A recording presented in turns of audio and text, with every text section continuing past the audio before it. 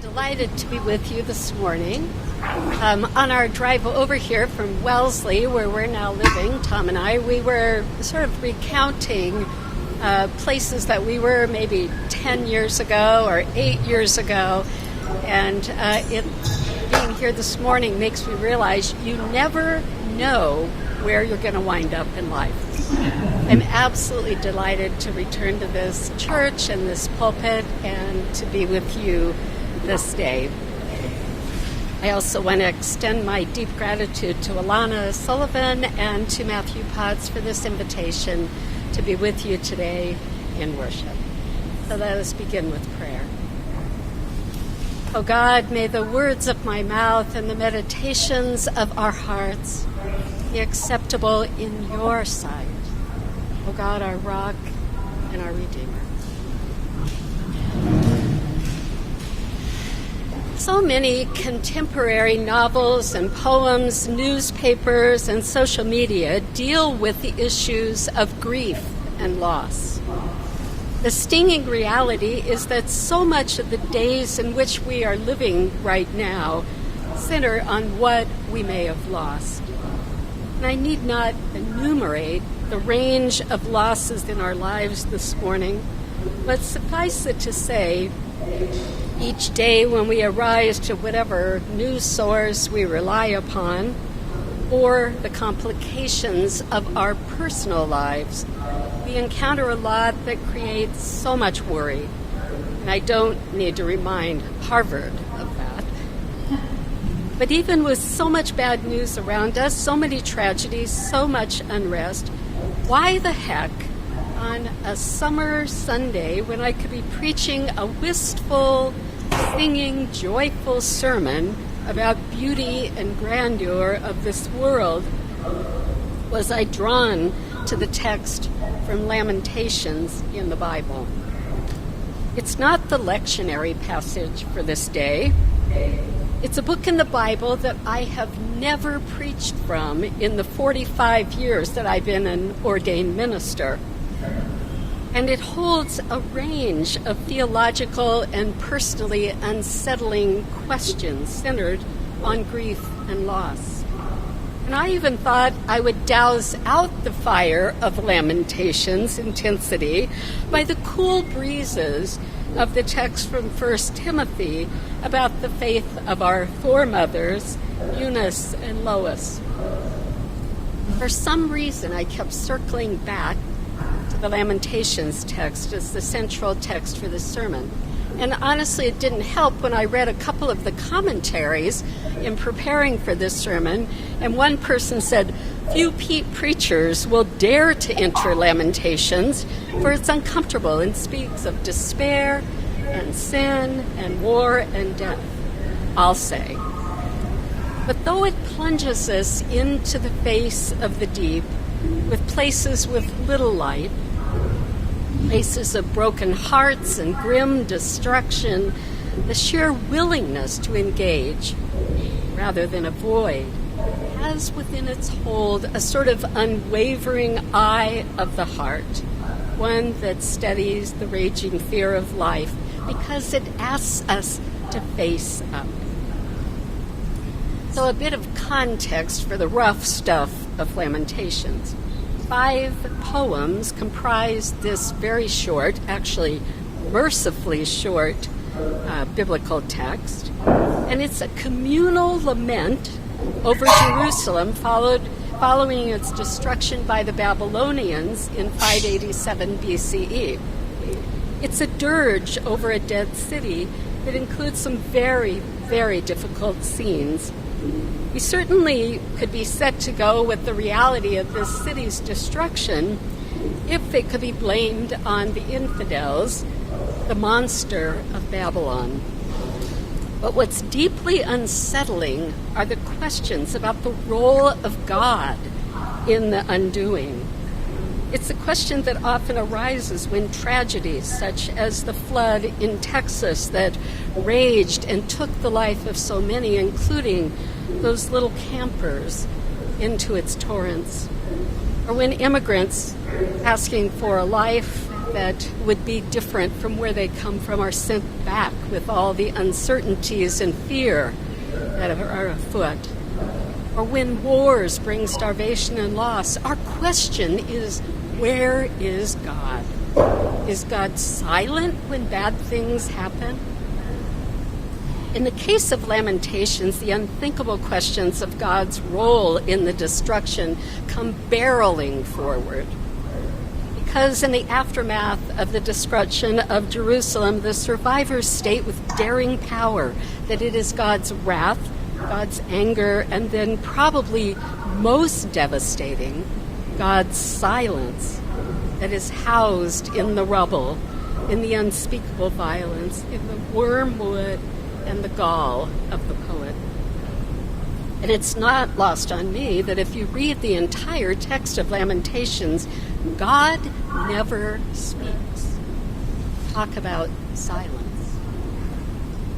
In our day, I must admit, I often ask, where is God?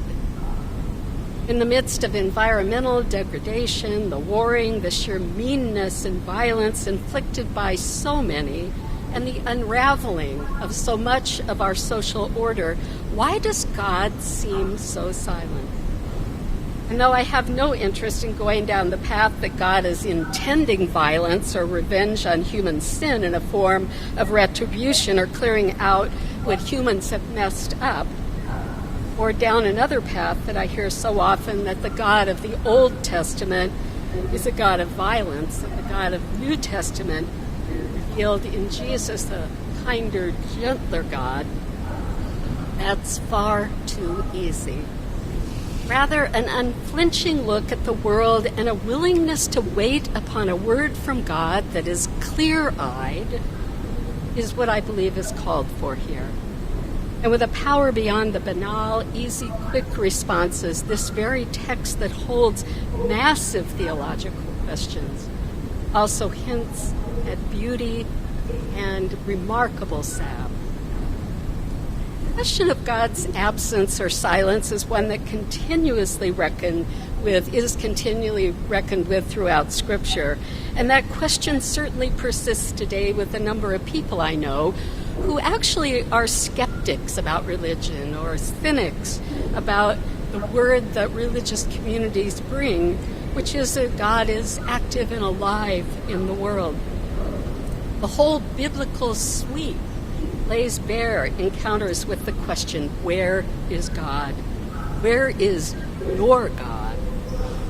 It not only comes up in the Hebrew Bible, but Jesus engages the question many times, the most prominent of which was on the cross when he about shrieks out, "Why, O God, have you forsaken me?"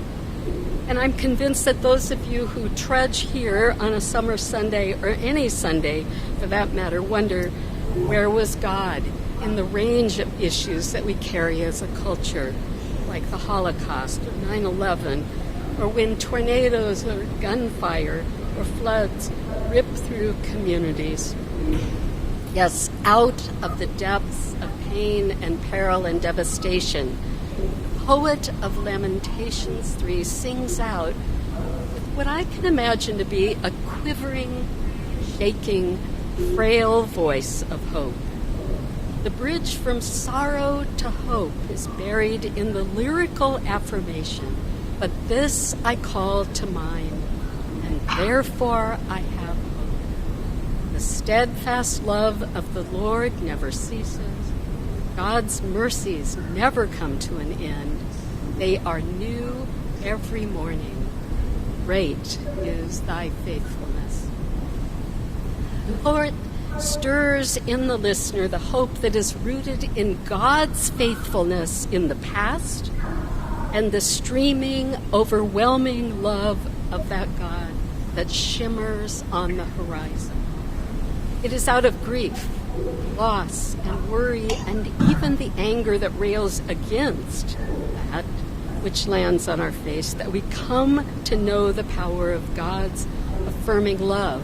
And indeed, God has not abandoned us. I think sometimes we wonder where all this is going. and where the face of God is. But God is here, though sometimes shadowy and fragmentary.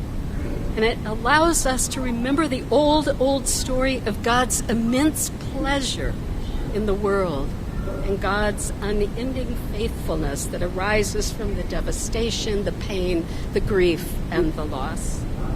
As one of the commentators said, Lamentations transforms loss into remembrance and bequeaths its readers of all ages of an inheritance of projected aliveness. Over the past year and a half since I retired from active ministry, I've centered my time in somewhat embarrassing but actually quite satisfying activities, puzzles and novels. Yes, many early retirees that I know tend toward puzzles, and perhaps because life itself is a puzzle, especially in these days, and the small random pieces of puzzles, when they begin to snap into place, when the eye sees a small detail, a pinprick dot in a quick glance of looking at a piece like looks totally white with no detail, and you realize that little pinprick of a dot links the entire puzzle, there's this immense joy that arrives, like the buried treasure in the field that Jesus found. It's a touch with a realm that we may not know otherwise. But most of the time when I'm not holding a grandbaby or spinning through social media or outside walking the dog or checking what's happening on the news at a place like Harvard or DC or the wider world, I'm reading novels. As I said earlier, it seems that a vast number of novels and memoirs or nonfiction these days focus on grief and loss. And we can ask a question, though probably rhetorically, why so much grief? Yes, some novels begin and end with tragedy. Some counter tragedy with redemption. But the ones that I've found that really capture my attention powerfully are the ones that attend to acute grief as a powerful way of knowing. Maybe it's cultural, but Irish writers that I've read seem to capture this with power and awakening. And recently I read a novel by Niall Williams entitled Time of the Child. The entire novel of nearly 300 pages takes place in a very few short weeks of Advent to Christmas in a tiny village in Ireland, where the main characters are a doctor, his daughter, and a couple of priests. With a young teen in the village trying to coax his father, who is an alcoholic, from a bar on a random night, the young man stumbles onto a baby that's been abandoned at the church door.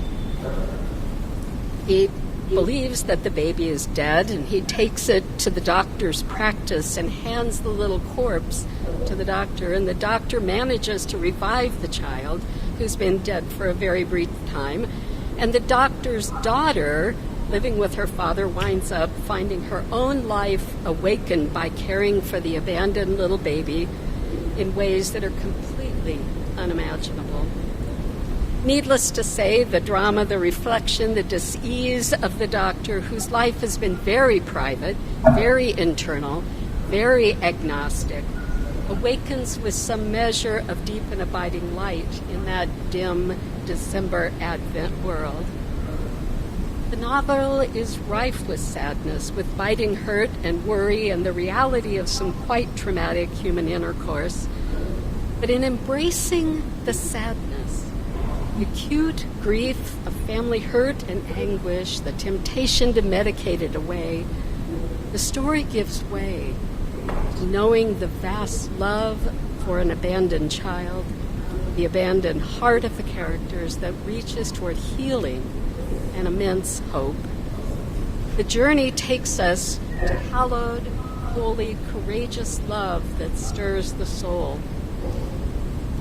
In our times of great uncertainty, in our days of worry and the loss of so much, it is to dreams the harbors of generosity, the deep and abiding faithfulness of God, made known in the person of Jesus, that we must place our trust.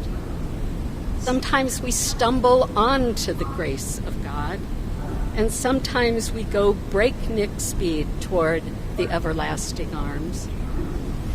God is faithful in tough times, yes. And though it seems like it is a long wait for the inbreaking of God's abiding and faithful presence, it is ours to embody the light that spills forth in hope. As a matter of fact, the Hebrew word for hope is the same word as meaning to wait. And in our attentive waiting, hope spills forth. In our attentive waiting, the power of God meets us because God is faithful, greatly faithful. I will close with some words from a friend's sermon on this text that I think awaken joy and light that can break into our days, even when grief and pain sometimes seems to be crowding it out. These words began as a tweet from actor-writer Lin-Manuel Miranda, and they accompany us as we step forth with hope, with newness, seeking hearts and eyes fixed on the joy of Jesus' life. The tweet goes, "Good morning. Eyes up, hearts up, minds sharp, compassion is on full blast. Okay, let's go." Let this be our prayer, arising from lament and singing with hope. So be it.